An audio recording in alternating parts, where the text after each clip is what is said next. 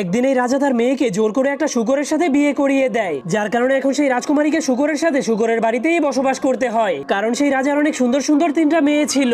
এরপর একদিন যখন রাজা নিজেই বাজারে যাওয়ার জন্য প্রস্তুতি নিচ্ছিল, তখন সে তার মেয়েগুলোকে জিজ্ঞেস করে, বলো আজকে তোমরা কি উপহার চাও? তখন সব থেকে বড় মেয়েটা বলে, আমি সোনার ড্রেস চাই। আর মেজো মেয়েটা বলে, আমি রূপার ড্রেস চাই। কিন্তু সব থেকে ছোট মেয়েটা বলে, আমি এসব কিছুই চাই না, আমি শুধু চাই একটা কথা বলতে পারা আঙ্গুর এবং একটা জীবন্ত আপেল। কিন্তু এই জিনিসগুলো বাজারে পাওয়া অসম্ভব ছিল। কিন্তু রাজা তার ছোট্ট মেয়েটাকে সব থেকে বেশি ভালোবাসতো, এজন্য সে তাকে বলে, আমি তোমার জন্য এসব খুঁজে আনার চেষ্টা করব।